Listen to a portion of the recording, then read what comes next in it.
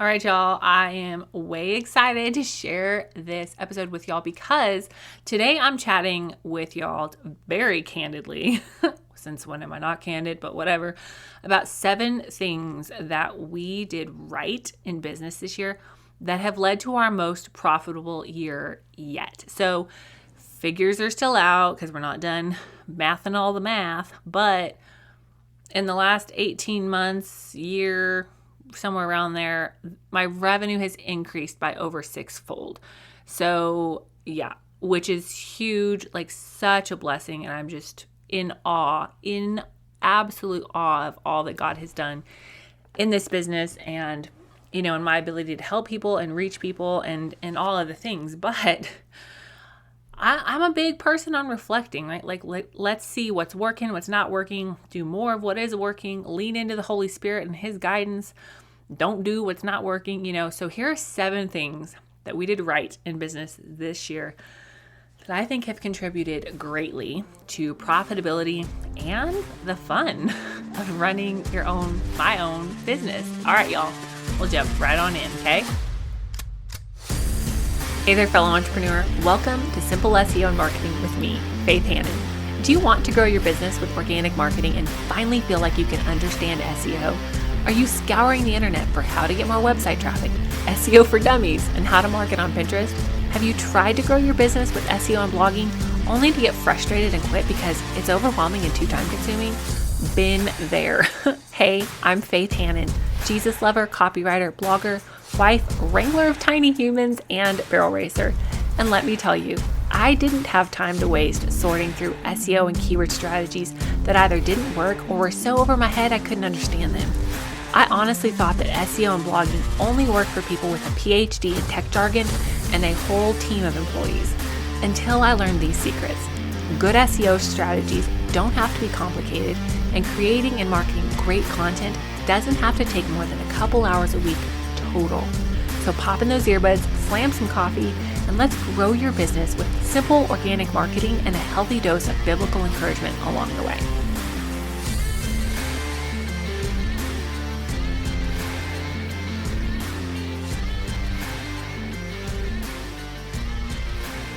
Okay, so this one is fun. Number 1 thing that I did right this year in business, and number 1 is super important here. So I am, by definition, probably a very multi-passionate person. Y'all, I can sit and I can talk to you about interior design and horses and barrel racing and joint health and dogs and SEO and business growth with like equal passion and vigor. Bless me. But I mean, I love eating healthy. I love exercising. I love raising, natural kids. I love homeschooling. I love my horses. I love barrel racing. I love rodeo. I love being competitive. Like, there are so many things that I am passionate about that literally I could go start a podcast on, start a platform with the drop of a hat, right? Like, I do, that question that everybody's like, oh, what could you talk about uninterrupted for 30 minutes? I'm like, like 15 different things. Okay. All of them for hours. But I didn't do that in my business this year. And I'm really proud of myself because honestly, I think one of the biggest factors to success in business, especially in this day and age when you're, in the starting and growth phase, is to keep your head down and work in your niche. And honestly, that's probably the number 1 thing that I'm going to say we did right in business this year that has led to our most profitable year yet, is I kept my head down and I worked in my niche. Now, that is not to say that there weren't little squirrel distractions where I'm like, ooh, that'd be fun, or ooh, that'd be fun, or, maybe I changed up my strategy to test it out a little bit. Yes, I did some of that. But for the most part, I have really kept my head down and focused on SEO and copywriting.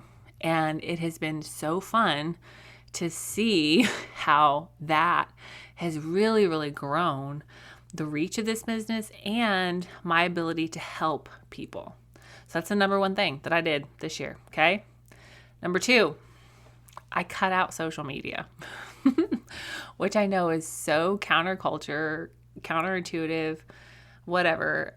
But in the beginning of the year in January, we, as a church body, my local church that I'm involved in and love, we typically do a Daniel fast for like 10 days. And I'm like, there's nothing in my diet that I can cut out because I already eat really clean.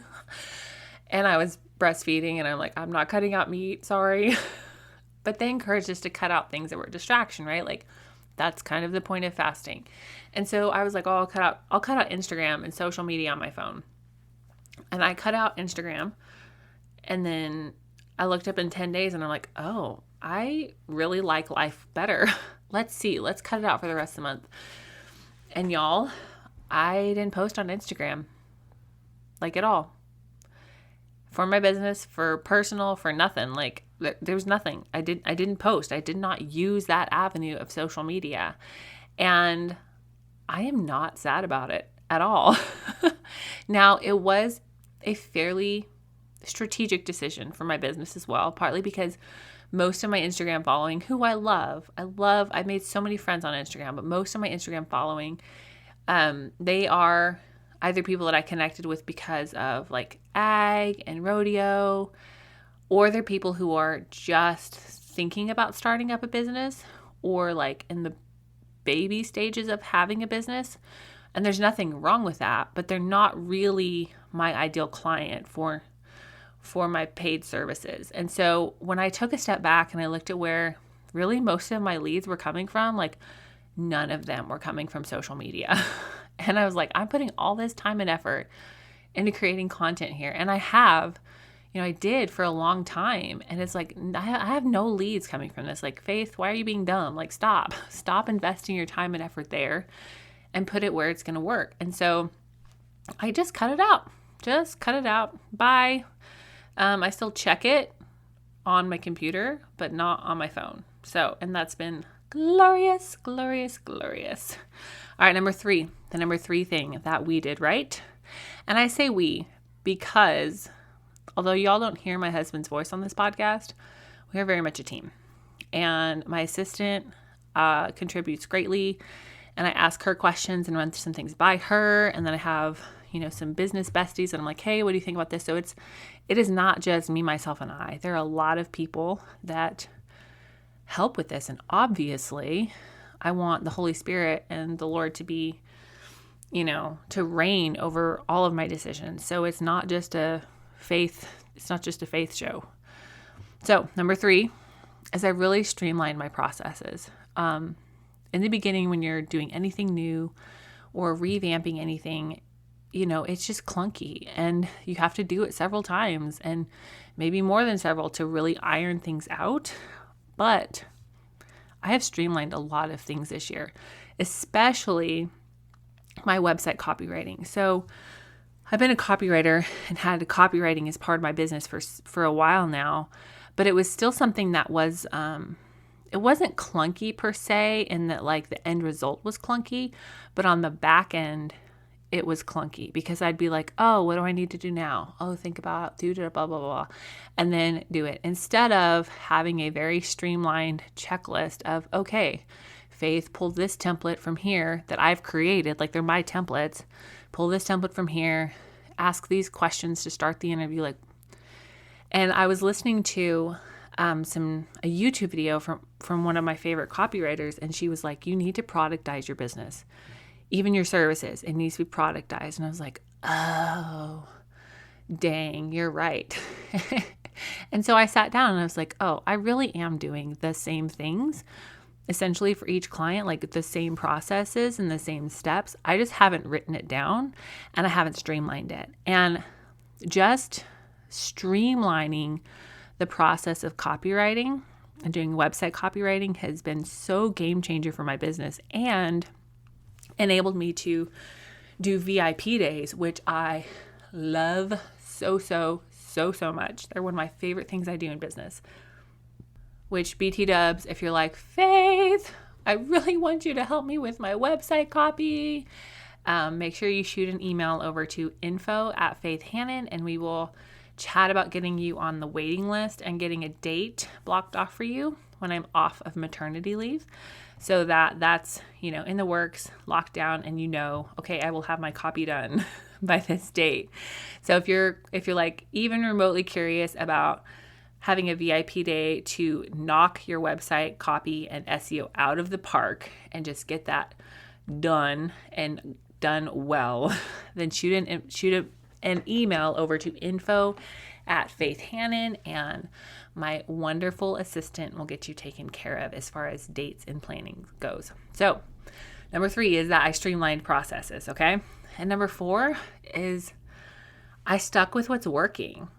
So especially my project management system, which I use MeisterTask, which is not one of the more popular ones, but it's okay. It works for my brain. It makes me happy. But a lot of times I feel like, especially in the online business world, there are so many new things, so many new ways of doing things, so many new ways of marketing. Like it's every day. It seems like I see an advertisement for, some new project management system. I'm like, ooh, that looks cool. That looks shiny.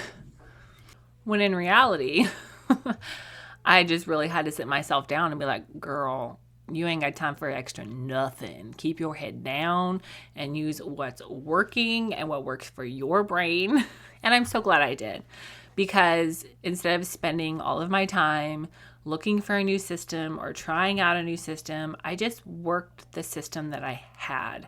And for somebody like me, who I am not the most naturally systemized, organized person on the planet, like, God bless me, I've had to work really, really hard at that, and is just for efficiency's sake. So for me to find something that works for me and works for my brain, that it just works, like, I need to just keep my head down and work it. And the number 5 thing, which kind of flies in the face of number 4, but I wasn't afraid to try something new. So this year I started offering VIP days, which is probably my most favorite thing that I added this year. And it was a little bit like, do I really want to do this? Can I really make this happen? Is this going to tank my business? Is this going to but I really was like, all right, let's try it. Let's try the VIP days and see how it works. If it doesn't work, if I don't feel like I can, do a good job in a VIP day amount of time, I can always go back and spend more time on the project, right? But I have learned that that new thing that was a little bit intimidating to try has ended up being so fun. And it's just really, really blessed my business and my family and those clients, because they got such a quick, awesome turnaround. It's been so fun. I've been so thankful for that addition to my business. Okay, number 6 is, y'all, I have gotten better at saving money. Prepping for maternity leave was fun. And so I'm obviously, it's not a surprise. I saw it coming for 9 months. But to be able to have the self-discipline and the business discipline to set aside money to still pay myself when I'm not doing client work, I'm just really proud of myself for that, and something that I did really well. And to look ahead and be like, okay, these are some purchases that I want to make for the business. Let's set aside money for that. I don't know if y'all are Dave Ramsey fans or not, but we are in my family. And he categorizes people as spenders or savers, and I'm 100% naturally a spender. Oh, bless me. It is work and effort for me to save money, whereas my husband is definitely more of a saver. Thank the Lord. But for me to set aside money and be saving money, I was really proud of myself for that this year, and I think that was a really good thing for my business. Okay, number 7 is that for the most part, I was very unafraid to say no to, quote, opportunities that weren't a great fit for either my business or my business this year. Now, let me expound on this a little bit for you. So, oh my gosh, literally on the daily, I probably get emails like, hey, let me repurpose this on your podcast, or let me repurpose your podcast to YouTube or TikTok, or how about this guest? Or just so many pitches in my email, which I'm not against, right? Like, go ahead, y'all, pitch away. But it would be very, very easy to say, oh yeah, let's do that. Let's do this. Let's do TikTok. Let's focus on LinkedIn. Let's do YouTube as well, when in reality, that's just not a good fit for me right now, especially with, being pregnant and prepping for a baby and having a baby. Like, I had to be very strategic and very prayerful with my time and the direction of my business, because the fact of the matter is, like, the amount of time that I could and wanted to dedicate to business this year was limited. And that's okay. I'm not in a season of life where business is the most important thing on my plate every day. It's just not. My kids and my family are. And so for me to just be like, nope, I'm going to work, 12 hours a day, every day, all year. Like, no. And I would have had to do that to say yes to everything. And so just being really unafraid to say, nope, not right now, not the right time, or no forever to some opportunities, really enabled me to lean into what I'm supposed to be doing and what I'm called to be doing in this season of life and business. So I hope that these 7 things and these 7 things that I did right are able to encourage y'all in your business growth and your marketing, and in leading into what the Lord has for you this next year. If you are wondering how in the heck to get traffic to your website, what to do to grow your reach and generate more leads, then my course, the Organic Marketing Framework, is my signature course. It has everything that my team and I have done to help businesses grow their reach up to 2,400% in less than a year. It is step by step. It's very thorough. I walk you through website setup, SEO optimization, keyword research, keyword placement, how to write compelling copy for your website, and then how to create great content that keeps your business getting seen again and again and again. So I pray that this blesses y'all and you just have a great rest of your week, and we'll chat with you next time. Bye, y'all. Thank you so much for listening in today. Hopefully this episode gave you some really tangible tips for better SEO and marketing to get more leads and more sales from your website. If it did, can I ask you a quick favor? Would you please share this episode with a friend, and then just take 10 seconds and go leave a written review on Apple Podcasts. That is the very best way to help more Jesus-loving entrepreneurs scale their businesses so that they can help more people with their gifts and make an even bigger impact for the kingdom of God. And guess what? We now have a Facebook community where we can learn, hang out, and laugh. Go join the Facebook group now. It's linked in the show notes. And all the other things, courses, coaching, and copywriting, can be found at my website, faithhannon.com. Until next time, God bless, and I'll talk to you soon.